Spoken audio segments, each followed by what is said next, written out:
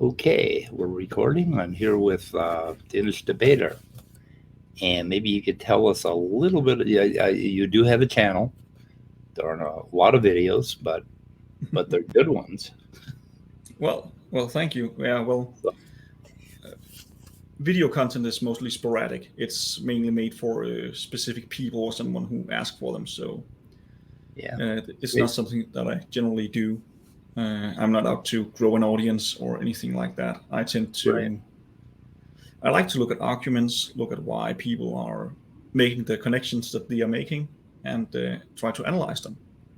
I also Yeah, have a passion. Hmm? that I noticed on the Rebecca interchange that you're fairly good at that, Oh, uh, thank you. better than I. And I guess that's what I was interested in. I was interested in some of your criticisms of the atheist side, right, Hmm. are really interesting, and the stuff you did on ERV. So I did ask you to come and talk about that. So Indeed. yeah. Yeah. No, and well, anything else you want us to know? No, Anything else you want to there's not much review? to say. Okay. People tend to ask if I'm formally educated, and I have to say no. Sadly, I was on my bachelor, but had to take a break due to COVID and circumstances. Oh, okay. So So education waylaid. yeah, we can say that. Yeah, Yeah. Yep. So many things were waylaid during COVID. we were indeed. Let's see. Yeah, I'm very informally all over the place educated. Hmm. Uh, so my MO is to audit university classes and to and I haven't been able to do that for a few years either. So that just all got kind of curbed basically. Hmm. But formal education, I don't know. Like PhDs. Hmm. One of my concerns with PhDs is that they really, really tend to get very narrow and focused into one particular area, and I I prefer not to do that. Hmm. I prefer to stay broad No. because I see myself as more of a synthesizer. I think that sort of thing. So I don't know. So how did you get interested in all this creationist? Creationism specifically. Well, again, as I said, I like to analyze arguments, and if you want to go out and look at arguments, you end up looking at debates. Yeah, And if you look at debates today, you will pretty quickly end up in either political debates or in religious debates. So, yeah, well, yeah, I ended up seeing all the religious debates. And at that time, I can't say that I specifically identified with one side or the other. I wasn't religious, really. I was pretty much a-religious. And, well, when I looked at the arguments, I also had to look at myself and look at, okay, so what do I actually think about them? Not just are they true, are they wrong, but what's my right. position? And going over that, and with my background, I like math, I like simulations, and all these kind of things. I ended up, I can say that I'm a probabilistic atheist. That is, I'm Yeah, not saying that it's not possible for a God to exist, because to be fair, simulation theory, last Tuesdays, and all these various kind of things that people like to mention, they are at the realm where, okay, sure, it could be true, maybe I can't say, but at least if I look at it, I end up with the conclusion that the probability of them being true is lower than the probability of the universe just being as it is, and that results in what it did. Um, yeah, and the main argument in that, I guess, would be information theory, because basically, if you have anything that's larger than the universe that we know of, that have to be able to understand and contain that universe, well, then it would be just pure information wise more complex than this universe. So, just based on that, I guess that would be less probable than our universe. yeah. I like I came at it from so I'm a hard atheist. So I hold a position that gods can't exist, Hmm. that sort of thing. And the reason for that is based on a particular definition of a god, and that would be a god that is sentient or thinks or has a mind, right? Mm-hmm. And I happen to not believe that mind has any meaning without biology of an organism in a world. And I get that from spending way too long in neuroscience trying to figure out how minds work, that sort of thing. And I basically came to the conclusion that this whole idea of a disembodied mind is a concept that we kind of that's worse than even imagining Santa Claus.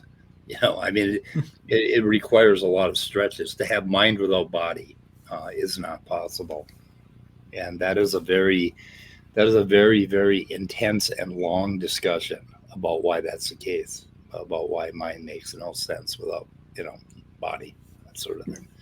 And so, if mind makes no sense without body, then any God that I could believe in would not be anything like what we are imagining about a God that thinks about things and has a plan and, decides to create a universe and decides to put, the elephants over here and the camels over there.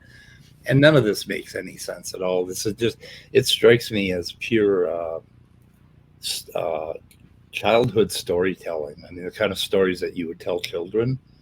And I am so amazed at people, that adults still entertain these things, which is pretty harsh, actually. But at the end of the day, I can't possibly feel any differently than that. That this is like, adults should not be entertaining this kind of myth. This is stories we should tell our children. And it's kind of crazy, but somehow our culture has built this thing and carried it forward with such force that there are billions of people that that believe in this stuff, and I just cannot fathom why they would. So it's really difficult sometimes for me to talk to Christians or to talk to believers because I'm just so far away from it. Anyway. Well, I think one thing one should remember is that the vast majority of people, believers and non-believers alike, don't really give it that much to thought. I mean, they have a position, and unless challenged on it, they will just carry on with that position for the rest of their life. Yeah, it's kind of like my mother. She just bought it, but she never really thought about it. She never asked any questions about it at all. So yeah, kind of like that. I don't know what you would call those people. And there's nothing wrong with that. Like, if you have a mythical position that you adhere to, but you don't really believe in, or you haven't thought it through, and you don't really care if it's true or not, but you behave according to these principles, and it tends to give you value in your life and makes your life work well. There is absolutely nothing wrong with having a myth that you couldn't prove to be true, or that probably isn't true, but it hits all the notes and guides you, in your life. There's nothing wrong with that at all. And that kind of believer, I would. Those are the kind of Christians that I like. And unfortunately, and we're narrowing down to creationists and young Earth creationists. Young Earth creationists are not like that. They absolutely insist that, no, this is true, and I can prove it with science, which gets us to ERVs. So. I would say that's even a narrow band of them, because to be fair, I have met a few young Earth creationists in my life outside of the Twitterverse and YouTube and all that. Yeah. And most of them just don't give any thought either. But, okay. So but those we engage with is, of course, those who have a more profound and deeper, should we say, adherence to those positions. Yeah. And well, I don't think there's anything wrong with it if you actually believe it. My problem is people like Kent Hovind. There is no doubt in my mind that he's lying. Yeah. And I know I can't read his mind. I don't know his thoughts, but he's either lying or delusional, because not even the other young Earth creationists, with a few exceptions, actually agree with him. None of those that actually try to do any form of young Earth creationist science agree with him, and he doesn't care. He just keeps on trumping his own trumpet and banging his own tambourine. I mean, there is, I can't believe that man over it all. That would bring us to other people like Rebecca, then, who I talked to. I actually think she believes it, and I think she has for herself good reasons, and have had experiences that makes it make sense to her. And I don't have a problem with people like Rebecca, Right. and for the matter, Peter or Sal. And I know we don't necessarily agree entirely on that one, but I think they are at least reporting what they believe to be true, what they have themselves examined with their own mindset. And we all have biases. Let's be fair with that. You, I, everyone has that. And it could, of course, be us who are just too deep in our biases. I don't think that, but neither do they.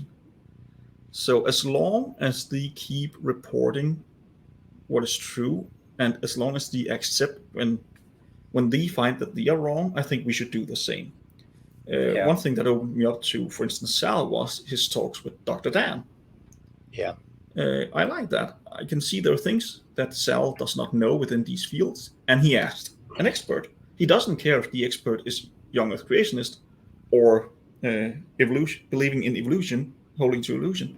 He will still ask the expert instead. Yeah. So yeah, I like that. I think that's much more honest than Kent Hovide, who would just open up his little black book and look at page 235 and say, "Oh, this is how it is." No. I think I would agree with you on Sal, Rebecca, and Peter. Okay. And all of them, and I'm pretty sure Peter too, Paleologos. Sorry.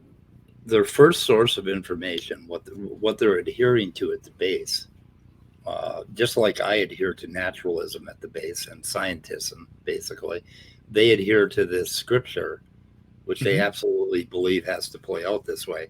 So they have to construct ideas around that or based on that. Now, standing for truth, on the other hand, I think is right there with Kent Hovind, because his arguments, he's an intelligent guy, right? He's an average, normal, intelligent guy. And he is putting out arguments that just absolutely do not hold water. And very often those arguments it's been pointed out to him why they don't hold water. And he adheres to them. Whereas with Sal Cordova, if you point out to him that one of his arguments don't work, most of the time he will abandon them. He will move on, or he will, start to question them a little more deeply. Whereas SFT absolutely will not. Even though it's been pointed out to him that his recombination heterozygosity thing does not work at all. It's been pointed out to him in great detail. And even in private, it's been pointed out to him. And he pretty much understands it, but still preaches it, preaches the same untruth over and over and over again. And I really don't have a lot of respect for people that do that. It seems like, what are you doing? Why are you preaching things that you know not to be true? For what purpose? Is it to get views? Is it to get Patreons? Is it to get money? Is it to what is the purpose? To convince people? Because you think above all you have to convince people, no matter how true it is, you have to convince people or they're going to go to hell. So you're worried about their salvation or whatever. I don't know. I cannot fathom why these guys are so bad at what they do. I honestly don't know. I haven't watched a lot of Donnie or Standing for Truth, to be honest, unless he has interacted with some others that I've been watching. For instance, Dr. Dan and Deborah Dinosaur. I have a gift for you. If you love arguments, right? Okay. And I wanted to do this with Donnie for a long time, but Donnie will come up with a rolling argument, and he's got a really great delivery, and he's got just a great man. He's like Kent Hovind 2.0 or maybe 3.0. Okay. Okay. And when you start to look into his argument, you realize you have been completely bamboozled. Hmm. And his argument doesn't work, yet he keeps rolling it over and over again so quickly and so deftly that it's very difficult to map out his arguments, right? Like on ERVs and all of that. Well, And he has a clear pattern. That's at least true. but it would be really fun to take, I've got a lot of transcripts of him, Mhm. and I've often wanted to take a transcript and actually spend the time to start diagramming what he is actually claiming. And it's just that because of the rolling nature of it, it takes a lot of work to dig in and map it out. But it'll be wonderful for you. I mean, if that's what you enjoy, is looking at arguments. My goodness, he's got some wonderful ones. Well, I think he would make a formidable, what's called formidable, a good politician. Yeah. I mean, I probably wouldn't agree with his political views, but I think he would be effective at it. Oh, he would. One thing I noticed was during the talk with Rebecca here on ERVs, the way he structured his answers, there was always 2 to 3 times where he thanked for the question and praised the question. So, oh, that's a good question. Thank you for that question. I'm glad that you asked that question. Those 3 formulations repeated 2 or 3 times, followed by a tangent that was not related to the question at all, usually containing criticism of the opposite side, but not necessarily related to the question. Then followed by a very short jab at the question, and usually semi-dismissive jab at it. Yeah. And that was his pattern over and over again in that talk. Oh, yeah. So that's that rolling thing that I'm talking about, where you'll just, it's pretty cool. And right away when they say, "Oh, that was a good question," you think, "Oh my God, he actually listened to me, right? And he heard me, right?" And then of course the question is never addressed properly. So not deeply, at least. Yeah. He uses maybe 6-7 minutes to answer, but only 30 seconds of them has anything to do with the question. Right. And then right after that, he will spin another topic. So he will bait you to leave that original topic and not drill any deeper into it. Yeah. And so if you take the bait, I have never seen anybody not take his bait to bring him back and drill down. I think the only time is like I had some success with him when I narrowed him down to admitting that he believes that Neanderthals lasted for only 1,600 years. That was I was trying to nail him down on dates, and he didn't want to talk about dates, but I managed to get him to admit that his entire timeline for Neanderthals could not have been longer than 1,600 years. That they were humans, then they mutated into Neanderthals, and then they had an entire life in Northern Europe, and then they disappeared within 1,600 years, which is pretty ridiculous when you look at the amount of changes in their DNA. So yeah, but I guess that's where the hypermutation argument comes in. Then right. I've heard that a few times. Yeah, that was yesterday or the other day with Peter. He's claiming hypermutation. It just I also heard it in one of Dr. Dan's from Standing, I think. Yeah. So the ERV thing you did with Rebecca was very fascinating, and what you showed, if I got it right at this point, okay, you showed that there was an original ERV, that was basically got into the genome one way or the other, right? And that one would match a virus pretty closely, and then along the lineages, basically gorilla, chimpanzee, humans, there would be mutations and further replication events. And the most recently duplicated ERVs would have less mutations, basically, or they'd be I don't know. You go ahead and talk about it. I may have it confused. So basically, what I tried to do was make a simulation for young Earth creationism and for evolution, Yeah. and see what would happen with the ERVs in these two views. Yeah. With the young Earth creationism, you have all the ERVs being there from the In start, place. at least the ones Right. we're looking at. That could be from the fall, or it could be from the creation. Yeah. I also quickly went over what if they were inserted into the genes later by viral infection, and why I don't think that's a good idea for young Earth creationism to say that. Yeah. Simply because the amount of infections that Noah and his family would have on the Ark, well, it would be hundreds during that year, and Yeah. I can't see that being a good idea. But that was one of the arguments. And then I said, okay, let's try to just make six, should we call it epochs, 6 generations, epochs, Right. iterations, do whatever you want to, and say that some mutations happens for each epoch, mutations that are fixed within the gene. What would be the result of that? Well, the result would be that we would not see any specific distribution of these mutations. There would be just as many distributions in ERVs that all vertebrates shares as there would be in ERVs that only chimpanzees and humans share. So the distribution would be random, evenly over them all. And then I did the same with evolution. But as I said, according to evolution, these ERV are inserted over time.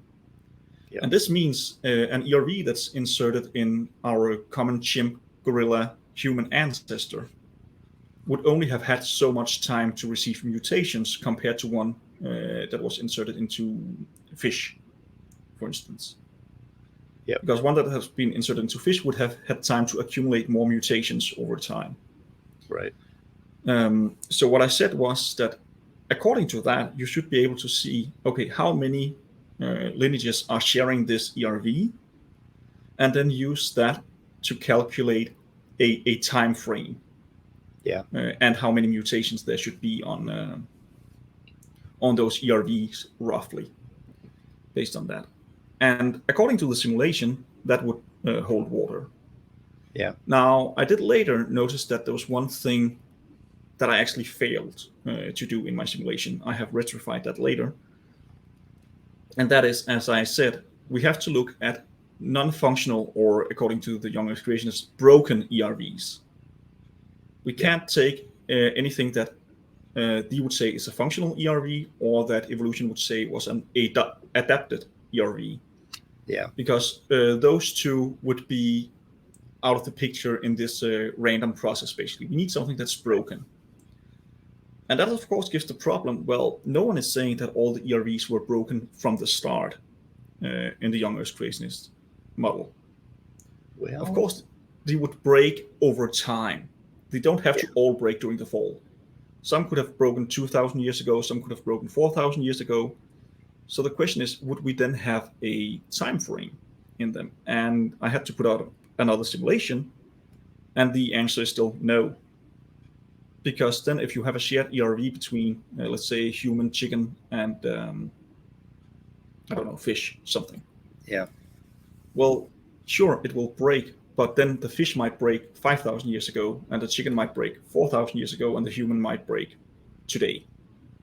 Yeah. So those points of breaking would be random, and due to that, the distribution would still be random of the mutations. Yeah. So it was an argument that I thought, okay, I had to look into this. Would this help the young Earth creationist side? And it wouldn't.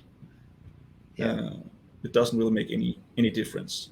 And I even built a simulation on my computer and ran it for 1,000 generations just to see if anything would change, and it wouldn't. So Donnie, he's kind of all over the place on this, right? Okay, so he's kind of saying that, okay, God put them all in there, in all the different animals in the beginning. And the reason that they're mutated and different from each other is because you need that for chimpanzees in order to make a chimpanzee. In other words, every one of those viruses that have mutated has to do something functional that has something to do with making a gorilla, making a chimp, or making a human. So that's what he's kind of claiming. Yes, I That mean he does have one more nuance to it. He is okay, also arguing for, if you take let's say COVID, it's a new virus. Everyone knows COVID. right, We also know that the one that humans have and the one that it came from is not exactly the same virus. right, It's a little bit different, and yeah, that's one of his argument. Well, that small difference in an ape COVID or a armadillo COVID would be reflected in the ERV as a small difference, yeah, which actually kind of makes sense, of course, if it's made as a defense for this creature towards this pathogen. yeah, Then, yeah, sure, it would make sense. yeah. So that's his other waffle, is that the Mm-hmm. reason that they look like viruses is to protect us from viruses, right? Mm-hmm.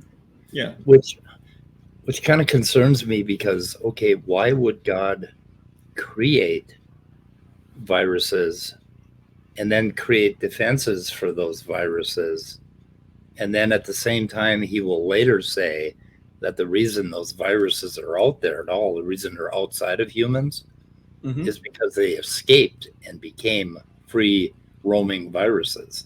So that's Yeah, another one. that one breaks the Yeah, deal for me. yeah.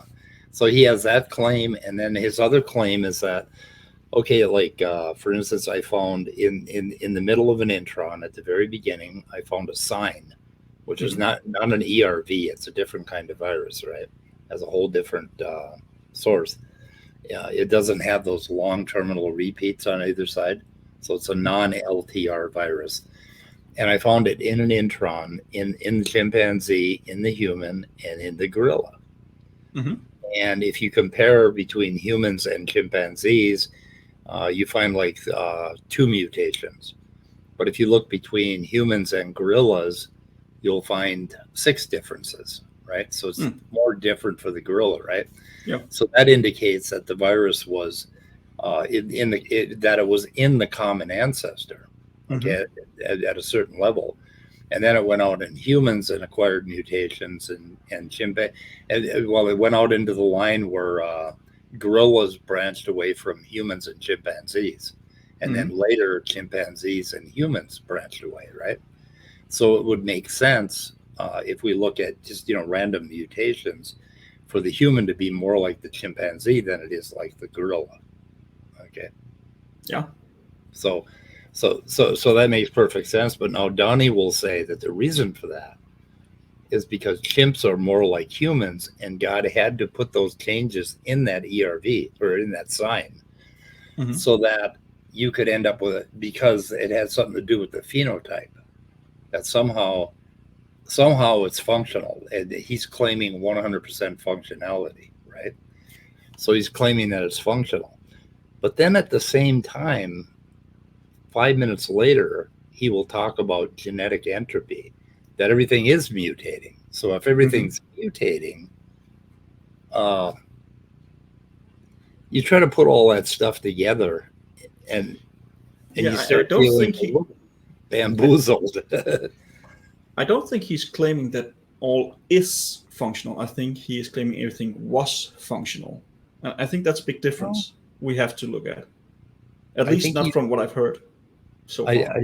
I think he's actually claiming that the mutational differences that we find that are greater in the Mm-hmm. gorilla than the chimpanzee are because gorillas are less like us. Chimpanzees are more like us. So he's claiming that that little sign has to be functional to create the phenotype that is a chimp, is a human, or is a gorilla.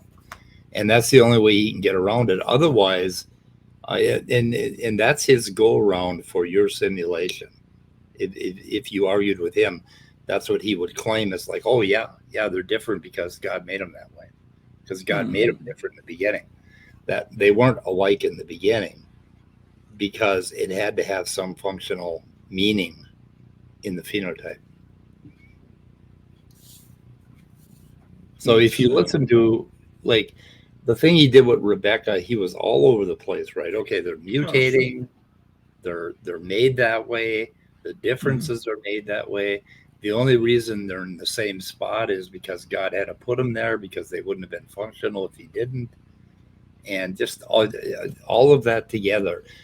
And what you end up with, but the thing that is missed in this conversation with Donnie is none of that is and I had trouble with Rebecca too.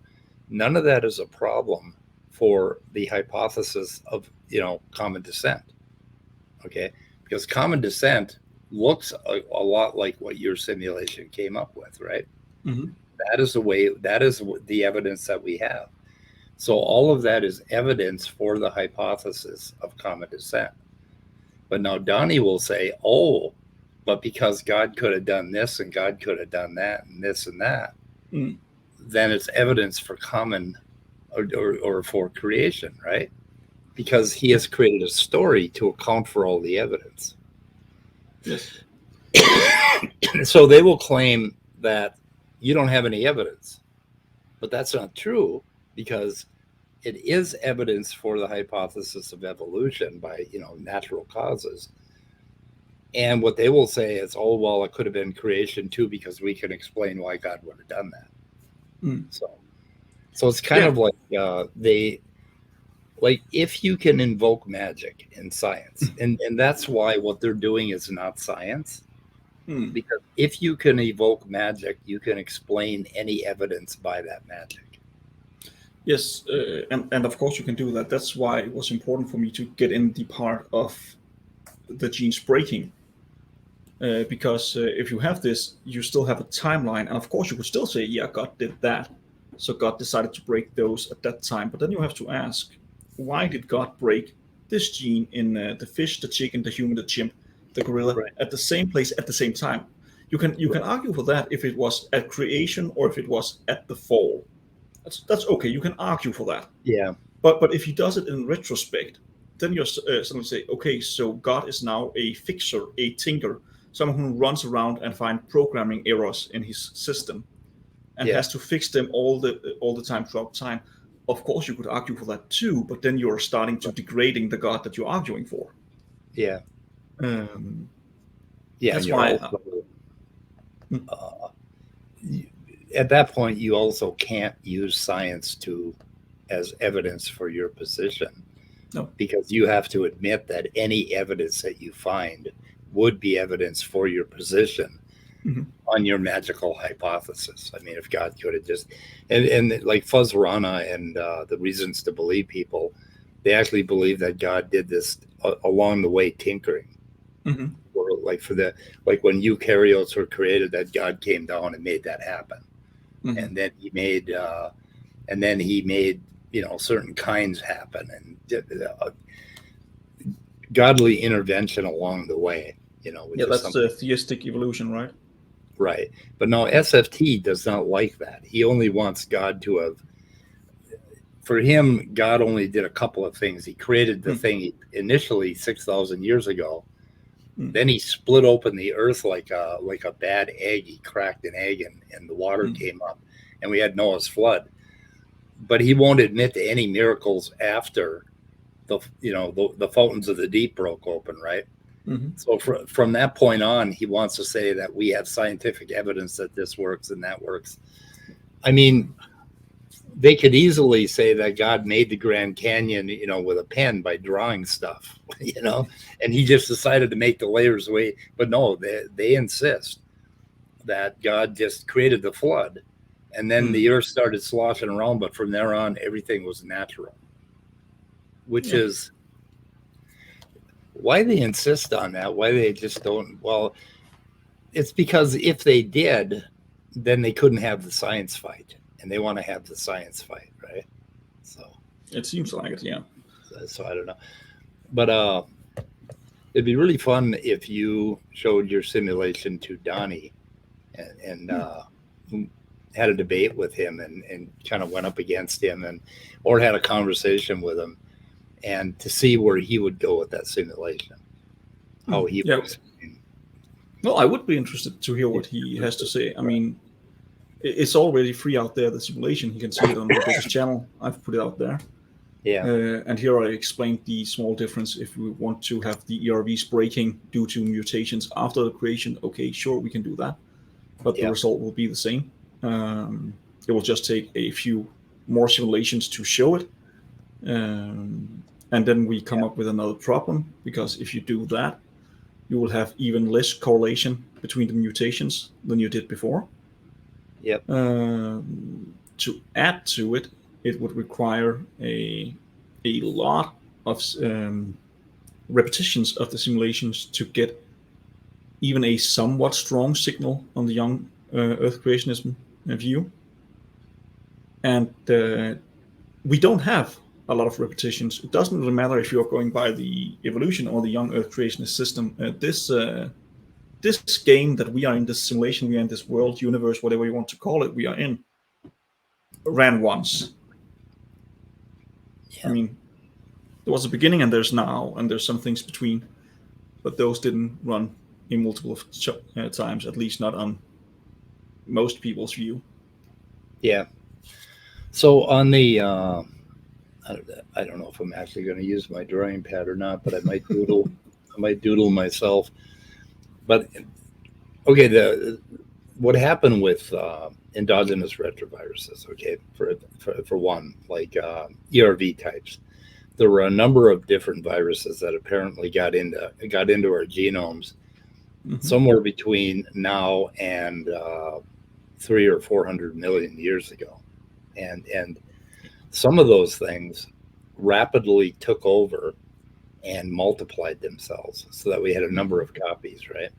And so they were viable. They were viable at that point, so we could tell that everything was viable. Oh my goodness, reverse transcriptase was viable yet, and so there was a viable means for these things to multiply in your genome. And so they kind of became their own population. They started with one, and then they multiplied. They put themselves in another spot, and then that one could have put itself in another spot. But then along the way, they started to mutate because they were not functional. So they were subject to random mutation without selection. Okay. Yeah, no purification selection. Yeah. Right. The only time they would be purified is if they stuck themselves in the middle of a viable gene and they blew it up. Then they would get knocked out. So they all started falling apart in various degrees, right? And so you can kind of look at the population and you can trace the age of basically a transposition based on how much it's mutated over time, over long periods of time. And they ended up, when a population split, of course, they would have been at the same spot. Now, one thing that Donnie will claim is that some ERVs insert at a specific spot in your genome. Yeah, he's not talking about a hotspot. He's talking about a deterministic hotspot, basically. Deterministic, right? Which there is absolutely zero evidence for.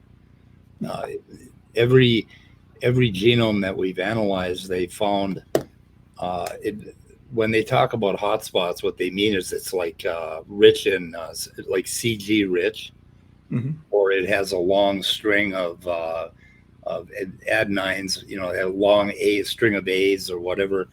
Or it has some other characteristic. It's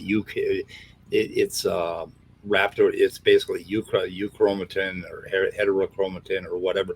They're very, very general. There's never the kind of insertion that I was seeing between chimps, humans, and gorillas, where it was at exactly the same spot. It was like a certain distance after the intron started, you would find the sign. It would be there, right? So there is no specificity that is that good, and even if it was, it would just keep lining itself up alongside of that, right, or overlapping the existing one over and over and over again, and there's no evidence for that. But anyway, so we have these populations of ERVs, and then eventually, we have these other species besides, like transposons. There's different types of transposons. So when you look across plants, fish, fungi, you'll find this whole herd of different kinds of viruses that look like they've been inserted, and they've all gone through different evolutionary uh, runs inside of these genomes, right? To the point where some of them have become just little tiny segments that happen to hook up with another transposon and use its machinery to stick itself, to make copies of itself. That's what signs do. So the difference between signs and lines is lines are basically, they're autonomous. They have everything they need to duplicate themselves, right? But signs don't. Signs can't do anything other than steal the machinery of a It's line. all right. Yeah, and hitch a ride. Yeah, that sort of thing.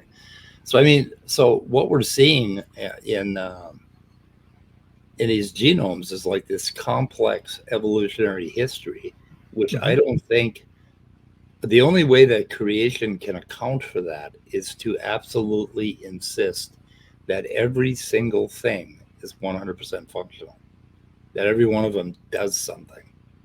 Otherwise, they got nothing. And they'll tell you that, well, we just haven't figured it out yet. Like 500 years in the future, we're going to have functionality for every single one of them. But that doesn't make sense for a whole bunch of reasons. Because within your lifetime, these things are going to be mutating and falling apart in your somatic line. Why are you still alive if they're absolutely essential, every single one of them? But it's very difficult to deal with these rhetorical magicians that can just keep throwing things at you, that sort of thing. Of course, it's always easier to just put off the questions and don't care for the answers. That makes it so much easier. Actually, you make me think about something when you said the hotspots. Yep. If we're talking about there's a specific place that the virus should insert itself, and let's just say that it was deterministic. Yeah. Then the question is, this site where the ERV inserts itself, if this site is a hotspot for insertion, but also exists in other lineages than those that have the insertion, why is there no insertion there? And why does those insertion versus no insertion don't care about the virus itself, don't care about the mutation in it, don't care about the mutation outside the site, just the sites themselves? Right. Make it a binary tick, yes or no, virus or no. Yeah. I'm pretty sure if you did that, you would still see that everyone that has the site and where you then have the virus within that site will still fall into the phylogenetic tree. Yeah. You can just use that as a single yes or no data point. Yeah, and the other thing is, if it was a specific hotspot, there wouldn't just be one copy there. There would be many copies. There'd be hundreds. It would just keep inserting over and over and over again at the same site. Well, unless it needs both sides of the site. Unless it needed both sides of it, yeah. But okay, if it picked the site and then it inserted into the middle of it, so now it's spread the site out, right? So there's this. So you could get around that, but you still have the problem then. Okay, but why does the chicken, the fish, and the squirrel all have the site empty?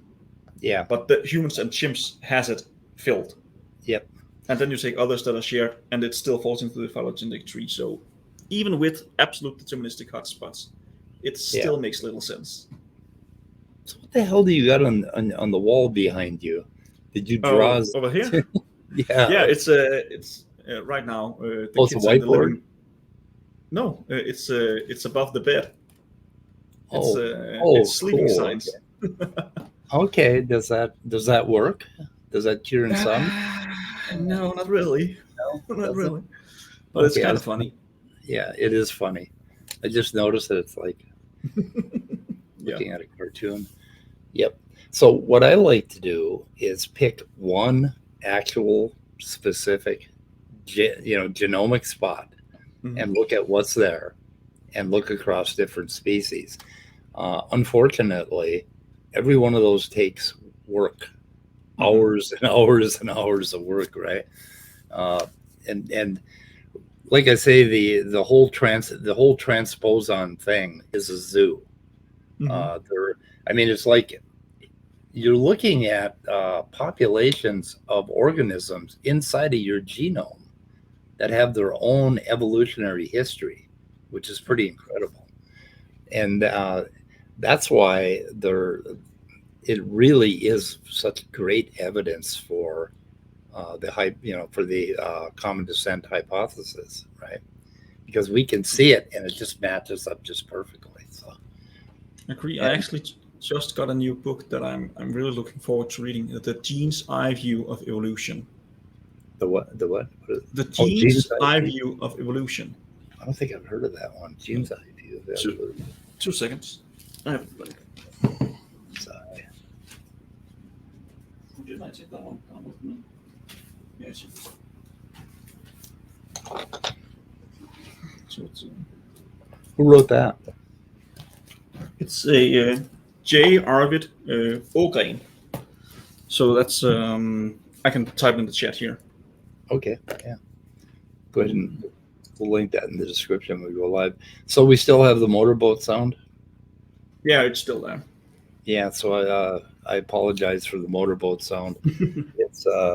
It's something to do with my Rode mic, and I disconnected it a couple times, and we had it like it was plaguing us months and months ago, and I just noticed on Peter's video that it was back, and it's like, my God, how long has it been back?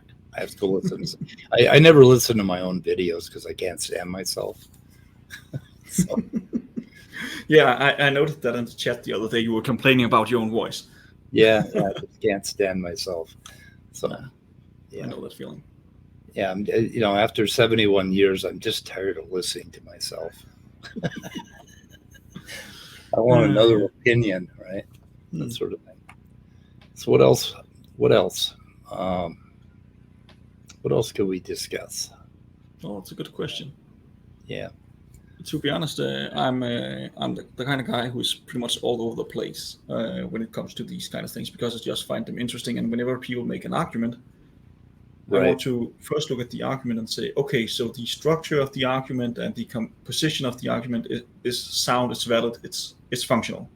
Right. Okay, so now the question is, but is what he's saying true? I mean, it doesn't work if it's valid, but the individual parts are not true. Yeah. If I say if 2 plus 7 is equal to 10, well, then I will be 10 tomorrow. But sure, okay. But 2 plus 7 ain't 10, so it doesn't matter. Yeah. Yeah, I know. So that talk I had with Rebecca, basically about why I believe in evolution. And then we, like, toward the end of that talk, we got into the place where she was where we were having it wasn't the conversation that I wanted to have. The conversation I wanted to have was, Rebecca, here's why I believe in it, right? It wasn't about what she believed in. That's that sort of thing. But we got into that. And you complained in my comments. Yes, I did. That I didn't do a good job of answering something. And I think what I didn't do is I didn't explain to her. Like we were at the point where I was trying to get her to admit that something was evidence for common descent, and she wouldn't admit that. And then we got off on some other tangent, but the point is that something can be evidence for a hypothesis, and it does not prove the hypothesis. And I think that is where her and I differed. Is that I fully understand that it doesn't prove the hypothesis. And that's not what we're trying to do. We're trying to find evidence for or against the hypothesis. If we find evidence against it, well, then we can throw the hypothesis out. But if you keep finding more and more evidence for it, then the hypothesis is still there. But it's just a hypothesis. It's not, but at the point where you find 10 million different bits of evidence and 10 million papers that all provide evidence for the hypothesis, one is inclined to say it's a fact because we've tried, every single different, we've come at this from every different direction. And the hypothesis still stands. And that is where evolution is at today. And, yeah, I don't think that was the difference between you, if I remember correctly. okay, let me hear what you're complaining because she asked me on her stream about it. I can't remember if she did that in the show or after show, what it was. So I had to look it up afterwards because I couldn't remember it at that point.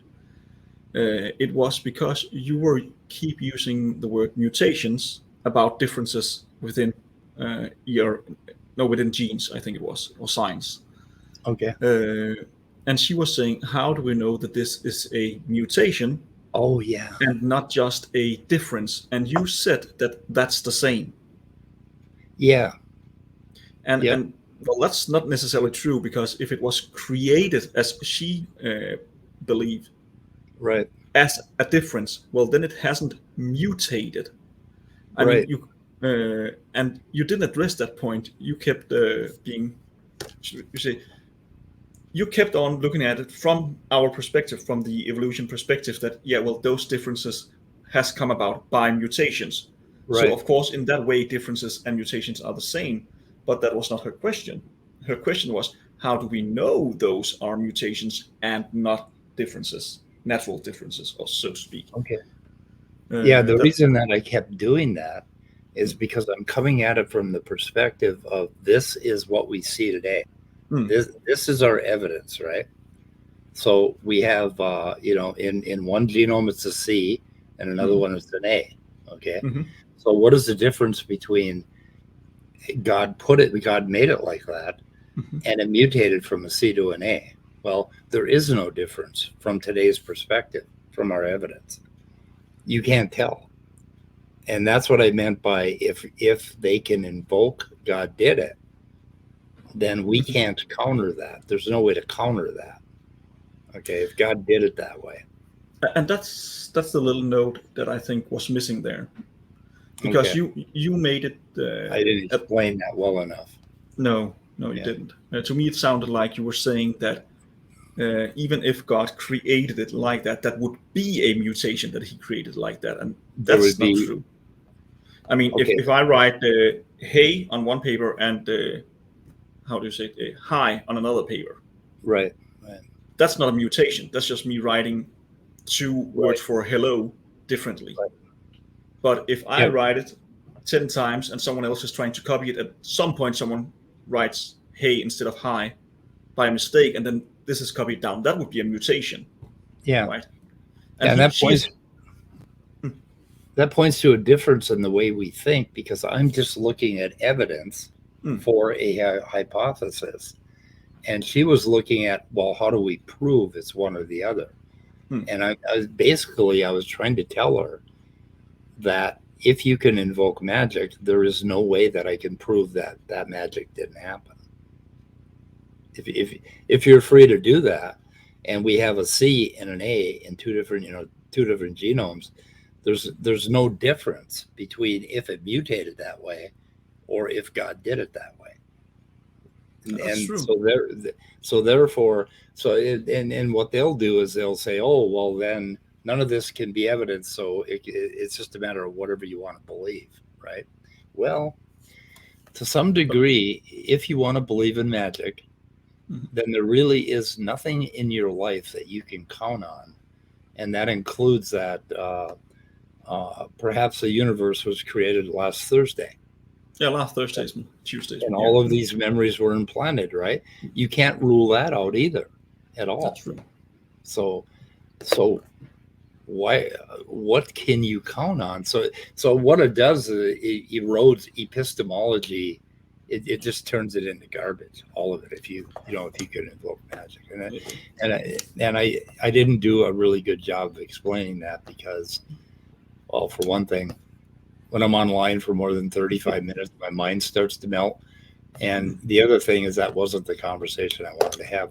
The conversation I wanted to have was, and I think one of your other complaints was when you were talking to her, is that we never get down to it. They ask these questions like, how did this evolve, right? And we never end up talking about how did this evolve. We end up in this back and forth bickering, and running from one point to another.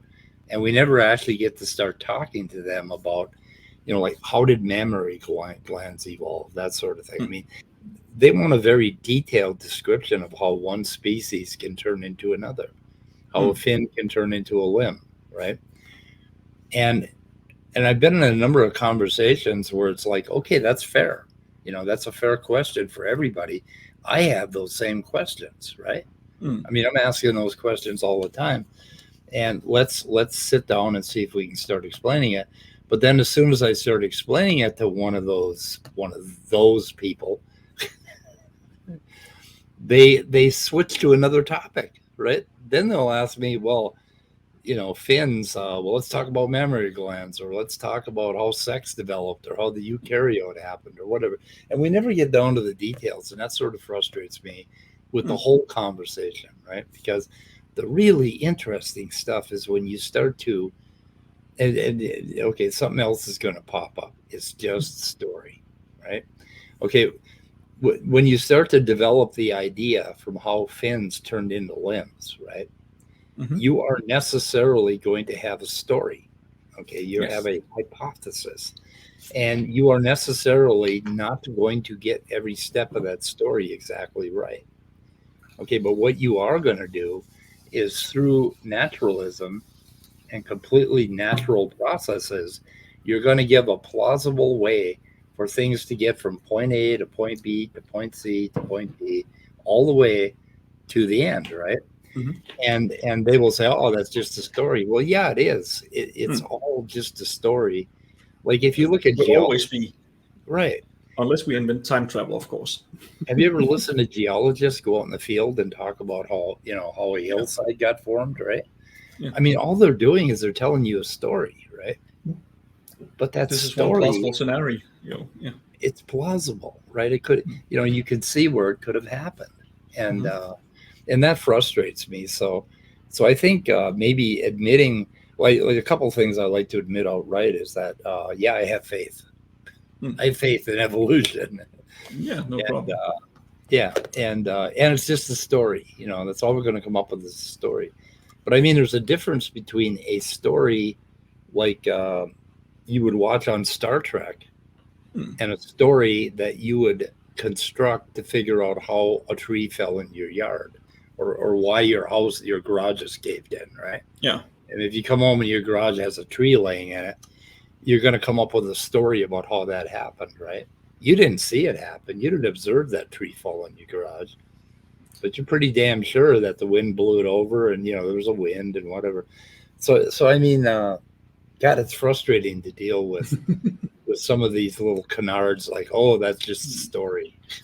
But let's be fair here, because I think it's a major error on both sides. You will hear atheists say this sentence a lot. Well, prove your God. Yeah. Well, okay, prove evolution. Well, we can't. Right. And we can't. We can bring evidence, and that's all the best thing we can do. We can bring all the evidence that we have. Yeah. And I think people should really start to think about this. You can't say, oh, we don't have to prove evolution, if you still say, prove your God. Yeah, prove God, yeah. That doesn't make sense. That's a double standard, right? That we shouldn't do. And when we're talking about evidence, let's take back again the one with how do we know if it's mutations or differences. I think one thing we could do, and correct me if I'm wrong, because this is attentive to what I've heard. As I understand it, we can actually rebuild the viruses from the signs or from the ERVs. I'm not sure. Is that correct? Yeah, I think they've done some of that where they've. Yeah. You can actually take those pieces and get them to make them functional again, basically. Yeah. That sort of thing. So what we could do in that case is we could take those that are different between lineages, and we could see, okay, so what is the most common, I should say, let's say you have the chimp and the human has an A here, the gorilla have a T, for instance. Yep. Then you say, okay, the A is the most common one. Let's try to reconstruct the virus with the A Right. and see if this works. Okay, cool, this works. Okay, let's try to also reconstruct it with the T. Okay, it doesn't work. So Yeah. now we know that T is a mutation from the original right here. Right. And in theory, we should be able to do that. I know it's not proof, but it's evidence that since the virus worked with this combination of letters, but not with this combination, well, Yeah. then that seems to be the mutations. And of course, you will see something that's the mutation on the human chimp side and something that's the mutation on the gorilla side. Of course, you will do that. And the more lineages you have that has this ERV, the more more precise you should be able to reconstruct the virus. Yeah, we just so happen to have the virus genomes, right? So we know pretty much what the virus that it came from looks like, and that's how we find these things. Okay. Yeah, but that would require us to have that. We won't have that with all of them. So not with all of them, no. But so now we are talking about if we can reconstruct a viable virus from multiple lineages of a virus that does not exist today. Yeah, but almost 99% of them are so completely mutated and screwed up that it would be absolutely impossible just right out of the gate. I mean, most of them will not work. But still 99% that will still give us, what, 1,000 viable ones? Oh, yeah. Ish. Well, more than 1,000, right? So, but, in humans right now, we have ALUs, SVAs, and line 1s are the only ones that are still transposing. They found a couple of cases, I think, where they think an ERV is actually like an endogenous retrovirus. That would be the one with the LTRs on the end. I think they found cases where one of them is still active. We've definitely found them in koalas, and we found them in rice, and we found them in a number of different plants, basically, where they're still actively moving around. So we know what those look like when they're whole, right? But most of what we find are completely degraded, to the point where they don't even make sense anymore. In fact, a lot of ERVs are just one single LTR at the end of it, long terminal repeat. Yeah, I've heard. Okay. Yeah. And that's it, nothing more. And that makes a great site for mutations, right? If I remember correctly. Yeah, unless it happened to land in front of a gene and over the course of evolution become important for expressing that gene. And there's very few of those that are actually conserved, but that sequence would be conserved or whatever. But I was getting back to this these hypothesis sort of things. Let me go down to. But basically, okay, so how did this evolve, right? So we want to tell a story. We're going to tell a story about how that evolved, right? And then we show you that, here's a viable pathway right here, right? And it could have, turned into that and then turned into that, right? And the difference between, is it a difference? I'm not entirely sure. But then as we go along, we're going to find that there's another step in here we've uncovered, right? And another step here, and then between these, more steps. And all of these are basically viable natural steps that we found. Okay. And that's what's going on in abiogenesis right now. In abiogenesis, they're finding this step and that step and that step. And then all of a sudden somebody finds this step, and we keep finding more steps. And in order to tell you the exact whole story, it would take a stack of books from here to the moon to tell you how any one thing actually evolved, right? So, I mean, how many steps do we need? And it's the same thing with if you find a fossil here, you have an extant species here, you find a fossil here, and you find a fossil here, and they'll say, there's a gap there. Yeah, the missing link Right, and then you find a fossil there, and it's like, oh, now you have two gaps. Mhm. You're just multiplying your gaps. Dr. But Banjo. right, so the thing, but the thing that we're looking for that they would have to prove in order to say evolution can't happen, and you got to admit that they frequently say that they have proof against evolution, right? Mhm. They say that all the time. You would have to find something that was impossible. So you'd have to Yeah. find an impossibility here, right? And that is what I want them to show me, because that destroys the hypothesis, right? And then the only thing left is God. Okay? Yeah, basically. Yeah. Um, But I mean, is that fair? and that's the big question, because can you ever prove that something is impossible via the longest detour? I mean, Right. sure, if we go from you have four legs to you have a wing, Yeah. and then you say, well, a forearms can't turn into wings. Well, not like this, of course not. But if we take all these gradual steps, that makes sense.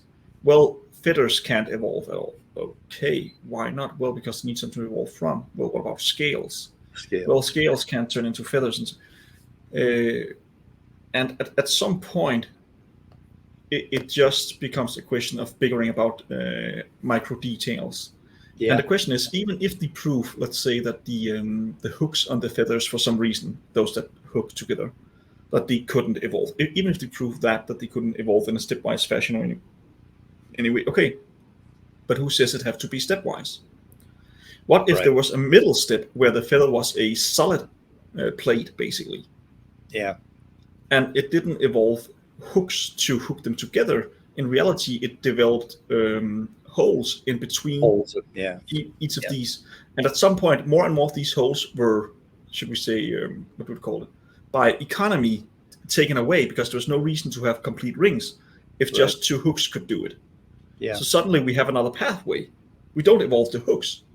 We evolve the holes and the breaks in the Right. complete structure. Yeah. So we will always, and that might be a bit unfair in this challenge, we will always have the chance of another pathway. Yeah. So unless we get to a point where we have to say, okay, now we're down to we just have 1 million years to evolve this, and every single pathway that could be done in less than 10 million years has Yeah. been exhausted. Yeah. Okay, fair enough, but we will never get there. I don't believe that. Yeah. Yeah. So Yeah, and it's a bit unfair, but it's the same way the other way around. So we can't Yeah, and ever that's prove it. why. That's why I think my attitude about this is that, okay, you can't show that it's impossible. I can always show you another step in between, or find information about how that could have happened, right? So what I believe in is plausible. I mean, even if it's, of course, they like to bring probability in, but it's plausible. Oh, I like And that. so I am justified in believing this because I happen to not have any idea of God at all. I have no reason to believe the Bible or God. And if you want to convince me that evolution is wrong because God, then now you have to prove God. Okay. And if you can't prove God, but that isn't what they're doing. They're trying to disprove evolution. Mm-hmm. And so when they try to disprove evolution, that's the point where I have an argument against them, right? Mm-hmm. Unless they've actually come up with something valid, and of course they never have. It wouldn't just be a Nobel Prize. There'd be a much bigger prize that they created to prove that this couldn't have happened, right? So that's kind of my position, is that all of this slam dunk proof against evolution is bullshit, right? And I can show that it's bullshit. And if you want to tell me, well, there's a God that could have done it, well, you're going to have to show me reason to believe in that. And so that's kind of my position. And I think that's the position of most of us when it comes right down to it. Right. Yeah, I think the major difference between you and I in this is that you don't think a God is possible, where I think it's highly improbable. That's my position. Yeah, it and at would least be it's more improbable than the rest of the universe. right, right. The main thing I used to ask is, do you believe that God knows the future? And then you will get one of three answers. Either no, and then I don't really care, because there are a lot of gods who don't know the future and don't know everything that's going on and all that. Okay, but those aren't the major gods that you hear about. The other answer is yes, he knows the future, and the last one is no, he doesn't know the future per se. He knows all possible futures. Okay. And then I ask, okay, so how much information is in all possible futures? Right. If God has always known every possible future, and God didn't evolve, God didn't emerge, God was just, then you have to account for all that information of all possible futures just existing. Yeah. And that's basically the most improbable random event that could happen, Yeah. unless you want to put some laws above God, some rules that means he has to be like this. Yeah. And very few people are willing to put laws above their God, Yep. or to say that he evolved like life on Earth did, just in another universe. Yeah. But of course, if they're willing to go that way, I can't deny the possibility that in a outer universe, so to speak, some civilization evolved to the point where they could simulate a complete universe and Right. simulated our universe. I can't deny that. Sure, it could be. It just seems that if they did, they were not interested in us knowing, Right. at least to me. Yeah. Or brain in a vat. Yeah, That same. Yeah. It's one of those, unless there's some way out, unless they have made the red and blue pill in the Matrix, it doesn't really matter, does it? Yeah. Yep. Mm. Well, we've got an hour and 15 minutes about. Hmm. So let it go. Okay, Elsa. Shoot it in the head. Shoot it in the head. So. Yeah, now I gotta go and work on my motorboat problem. So So yeah, all in all, I do think there's come out a few new papers that are interesting that I'm looking forward to reading. Something about the tree rings. no, that's not a new paper. That's just one I find interesting. I sent to you. Okay. Yeah. But that's interesting because it's not using radioactive isotopes, so that's cool. No, it's about, what was it? RNA polymerizing within volcanic glass. Oh, It was. you have a link to that? I think I have a link to the original source where I got it from. 2 seconds. Do you know Anton Petro? Yes. Yeah. It was his channel who that made me aware of it. Okay. I will send you the link in. How long ago was that? I think it's just a week or two ago. Okay. It was. Oh, I missed that one. It was on the 8th. Okay. So it's 3 days ago. Right. So that wasn't the one. Okay, he had one very recently about the odd crystals that they found in meteorites. Oh, that one is newer, I think. In Siberia. Okay, that's newer. Okay, I'll check that one out. It was, the crystals was 20 hours ago. Yeah, okay, yeah. This one is 3 days ago. Yeah, that was interesting. He's a pretty interesting guy. I like him. Oh, he's wonderful. He's always right there on the bleeding edge. You know? Yeah. Pretty cool. Anyway, it's not. We'll end this one for now. So, anything you want to add, or? No, I can't say. Of course, this for Donnie SFT, if he's watching this, I would really like to know your opinion on that simulation. Yes. And that data. And you explained it very well on Rebecca's channel, and I will link that in the description.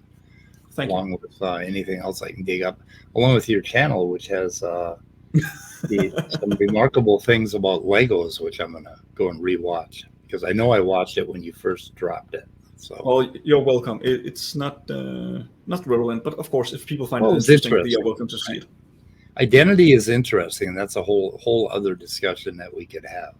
Yeah. And I can consider that metaphysics, Yeah. actually. But anyway, we'll talk about that sometime. Okay, goodbye, cruel world. Goodbye. And